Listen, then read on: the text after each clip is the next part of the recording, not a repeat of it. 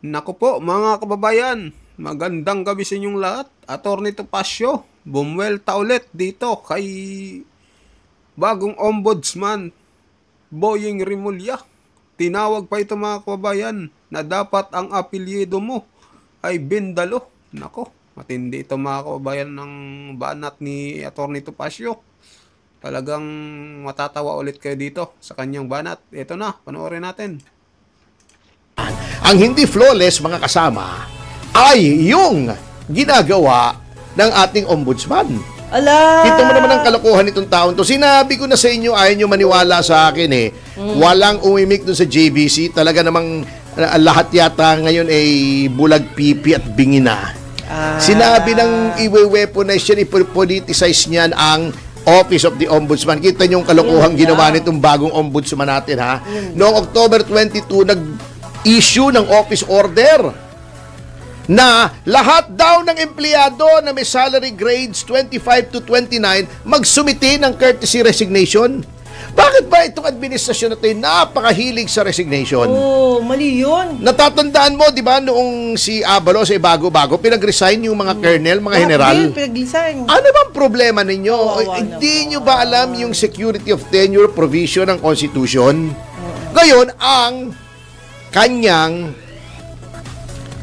dahilan, reorganization. Opo. Okay yung i-reorganize mo dahil bago ka dyan, pero you have to respect the law. Ang problema, hindi pa nga ombudsman to, si Ben Dalo na to, di ba sumang-ayon niya kay Erwin Tulfo? Opo. Oo. Kaya mas Ben Dalo daw, pwedeng i-Ben Dalo. Okay Kaya siya. ang dapat niyang apelido niyang Bendalo eh.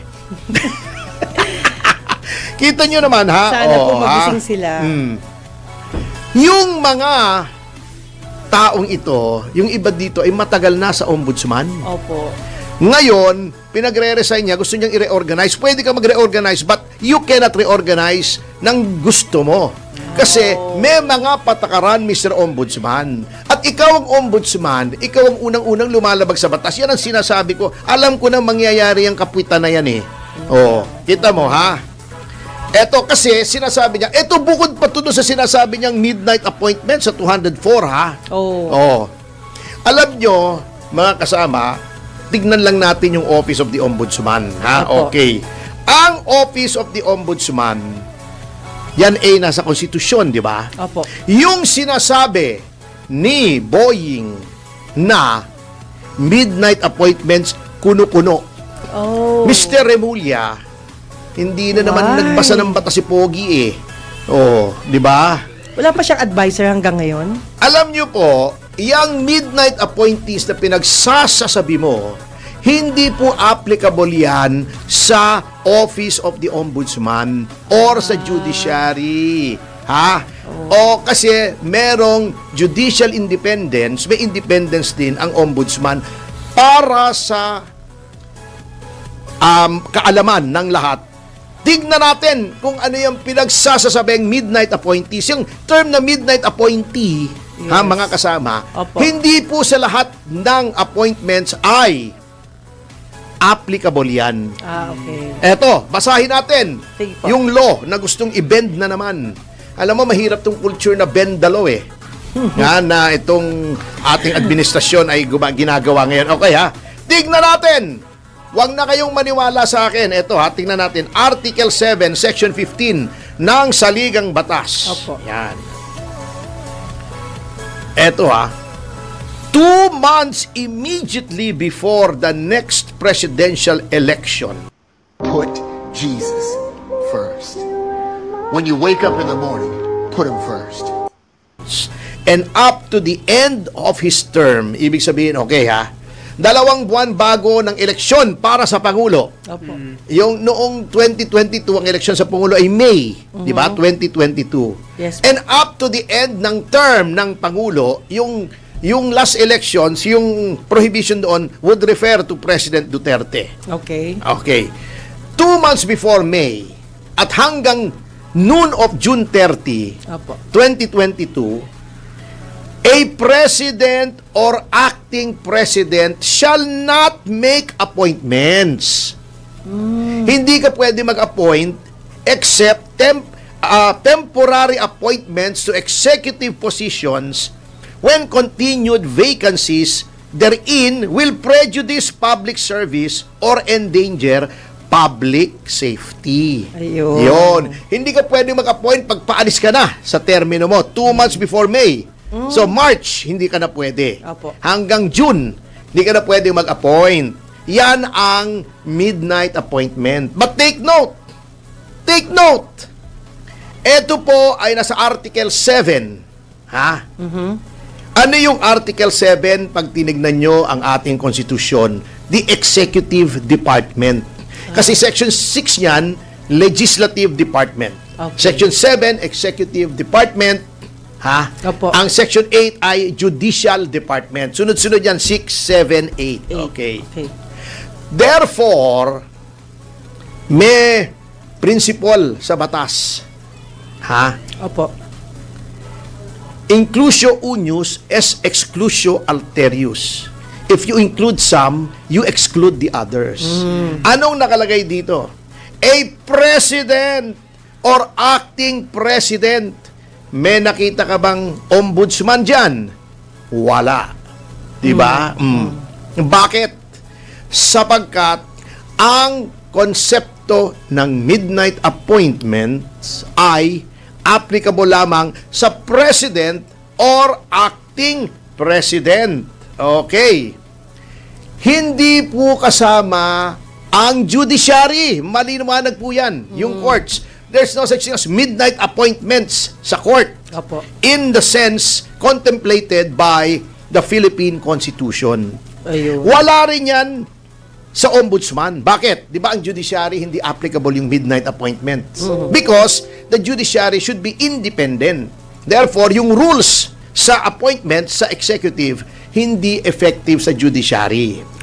At hindi rin po effective yan sa ombudsman. Okay? Sapagkat yung article po sa ating konstitusyon, which is Article 11, ay nagsasabi sa Section 5, and I quote, "There is hereby created the independent office of the ombudsman." Independent. Okay. Yung susunod po, bumaba pa tayo sa Section 6. At ito, ang nasusulat. The ombudsman shall have the power to appoint his officials and employees. Okay, siya nag-appoint. May limitasyon ba? Meron. Okay. In accordance with civil service law. Yan. Wala pong nakalagay dyan na time limit kung saan hindi ka pwedeng mag-appoint. Ayun. Nasa Section 7 lamang po yung hindi pwedeng mag-appoint from March to June nung pagpatapos na ang term ng presidente or acting president. Halimbawa, nabakante yung presidente, naging presidente yung vice president. Opo.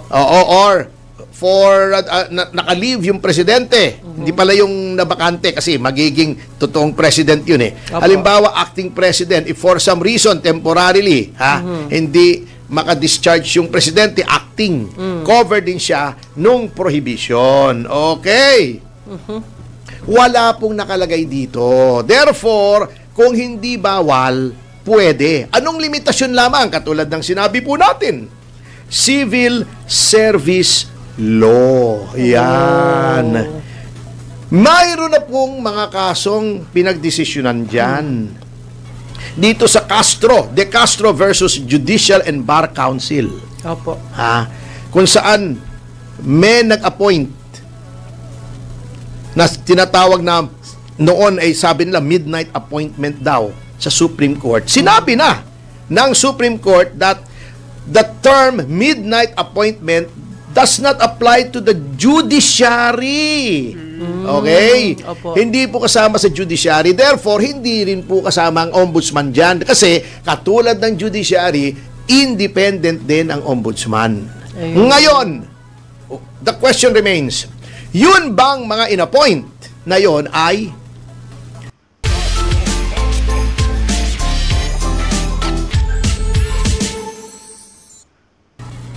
saklaw ng civil service? Ang sagot ay oo. Bakit? Dapat. Tinalakay na po natin yan Yun pong 204 na kine-question na midnight appointments. Yan po ay dumaan sa proseso. Noong 2024, nag-request ang Office of the Ombudsman. Opo. Inaprubahan ng DBM. Ang nag-staffing niyan ay ang Civil Service Commission. Yung mga in-appoint, inassure na civil service eligibles. Diba? May civil service eligibility. Nag-exam po yan. Hindi naman basta sinabing, eligible ka na. Di ba merong second grade, may first grade, na civil service eligibility. Yan po ay mayroong proseso. At lahat po yan ay dumaan sa proseso. Hindi lang kung sinong pinili ng dating ombudsman, ini-mini, mini mo, ikaw na. Kailangan sundin po yung qualification. Kung abogado, siyempre, dapat abogado, dapat pasado sa bar, dapat walang kaso. Di ba? Yun namang ibang pinagre-resign na hindi kasama rito, yan pong ginagawa ni Remulla ay labag sa konstitusyon.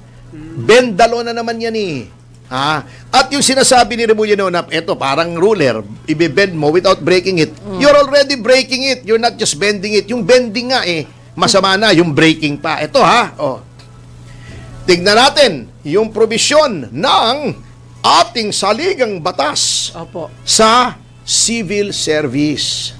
Okay. Ito po ang ating mababasa sa Article 9-B, Section 2, Paragraph 3 ng ating saligang batas. Hindi lang batas saligang batas ang binebreak ng ombudsman. Okay. At aking sasabihin sa inyo, mga kapatid. Sige po.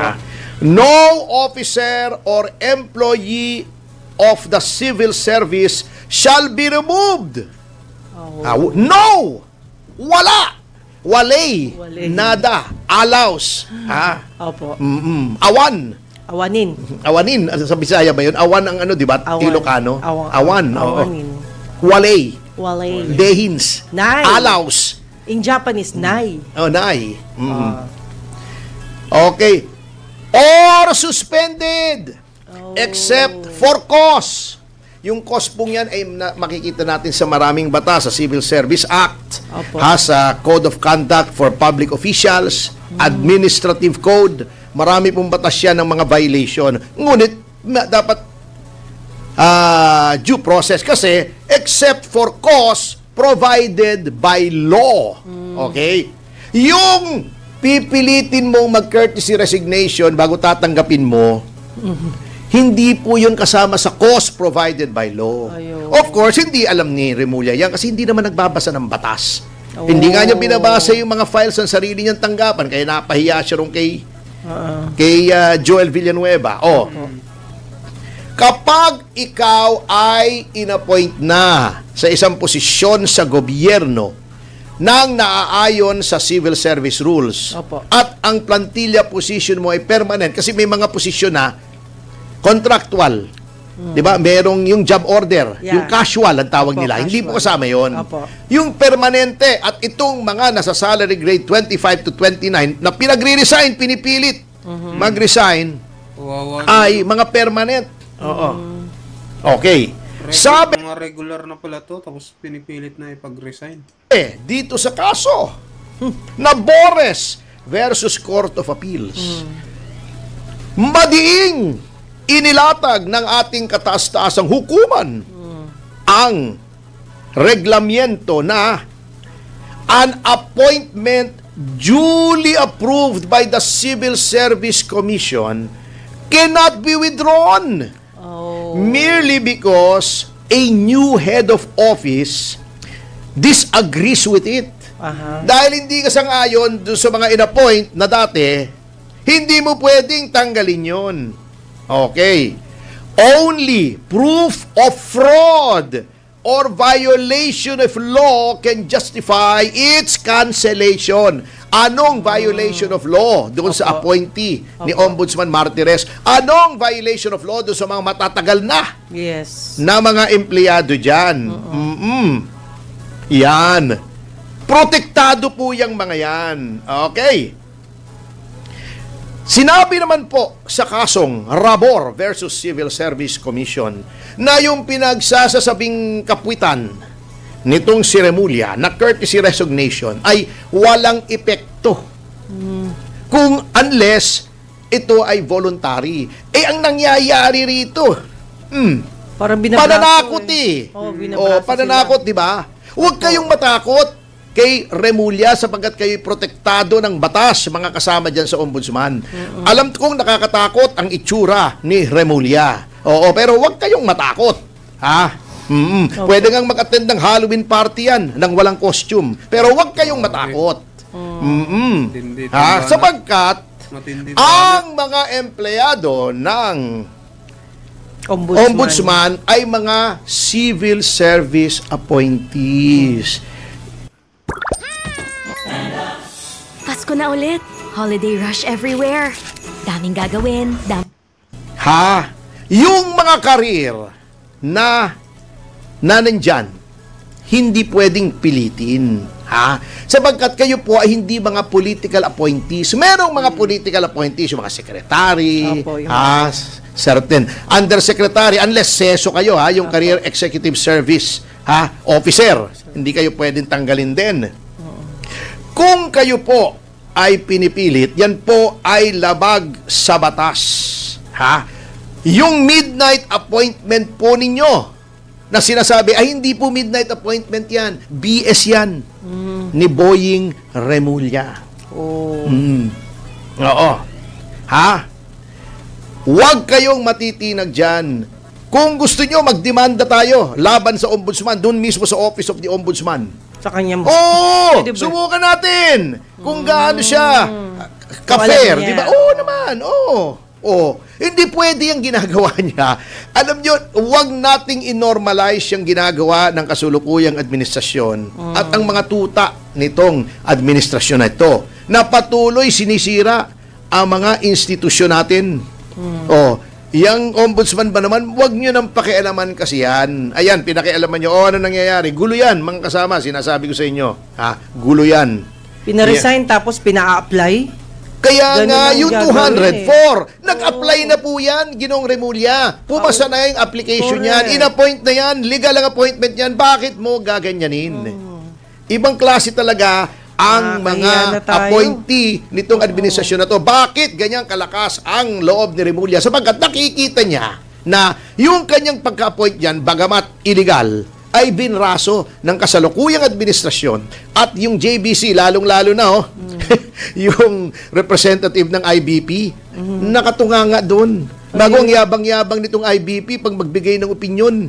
Constitutional rights, nasa yung konstitusyon nyo nung nadiyang kayo. Wala man lang sa inyo nag-object. Kaya talagang yung IBP, wala na yan, bulok yan Wala nang naniniwala dyan. Wala na yan. Kaya ang nangyayari sa ating bansa, mga kasama, ay talagang crisis of confidence. Yung kumpiyansa ng tao sa ating pamahalaan ay below sea level na. Kasi nga yung mga pinaggagawa niyong kapuitan na ito, kita mo sabi, yung mismong mga negosyante natin, give up na. Sila mismo nagsasabi, Ito yung presidente ng Stock Exchange na tinalakay na rin natin noon dito. Opo. At itong si Ginoong Ramon Monson, Sabi nila, ang paniniwala daw ng nasa business sector ay talagang mabigat na ang ating corruption at wala ng kumpiyansa ang mga negosyante. Can you imagine? Sa Southeast Asia pala, ang pinakakamote na stock exchange, number 2 tayo sa pinakakamote. My goodness. Ang pinaka mabigat, Thailand, kasi may kaguluhan din sa Thailand, di ba? Ang pinakamababa na antas ng stock exchange ngayon ay Thailand. Sumunod na tayo. Can you imagine sa Southeast Asia? Di ba noong una, in the wake of the confidence engendered by the overwhelming election of President Marcos Jr., ang ganda-ganda ng outlook sa atin. Di ba? Totoo yan. Sabi niya, para maiangat muli ang tiwala ng Opo. taong bayan sa ating pamahalaan, naghihintay ang business sector kung anong gagawin ng ICI. Sabagat sa ngayon, wala pa rin silang tiwala. Sabi nila, tignan natin. Wait and see kami. Kung anong gagawin ng ICI. Katulad niya, no? Puro kapuitan na ang ginagawa. I-televise. Pagkatapos, Itatago. hindi, pagkatapos, papantahin si Martin Romualdez. Diba, ang tagal-tagal na natin sabihin, i-ano niyo yan, i-livestream niyo yan. Hinintay muna mag-testify si Martin. Pagkatapos, bigla magsasalita isang miyembro, na di naman yata abogado, si Singson. Hindi pwedeng gawing state witness si na Diskaya. Di ayaw na. Bakit kami magko-cooperate sa inyo? Bakit namin i-risk ang aming buhay? Ituturo namin yung mga mastermind, hindi nyo kami gagawing state witness, hindi nyo pa nga naririnig yung aming testimonya. Kalokohan na po yan, wala na yan, diversionary tactic na lang yan. Kaya kung ano nung ginagawa, ididemanda si Duterte ni Trillanes, ayan na naman si Trillanes, Tama-tama, malapit ng Halloween. Mula noon hanggang ngayon, di nagbago si Trillanes. Anyway, magpapatuloy po ang ating pag-aaral sa pagbabalik ng Yes, Yes, Show, Topacio. Mga commercials, information. So, ano yun, mga kababayan. Grabe, no? Ang tindi pala nito ni bagong ombudsman, Boying Rimulya, no? Kawawa naman yung mga empleyado sa ombudsman. Kumbaga, matatagal na mga regular, no? Tapos papalitan pala, mga kababayan. So, ayon nga kay Atty. Topacio, mali daw tong ginagawa ni bagong ombudsman, Boying Rimulya. At talagang ginisa siya nito ni Atty. Topacio, mga kababayan. So, ano opinion nyo dito sa pahayag ni Atty. Topacio? Mag-comment kayo, mga kababayan. At pa-like na rin ng ating video. Sa mga bago dyan, pa-subscribe po ng ating YouTube channel, mga kababayan. Maraming salamat po.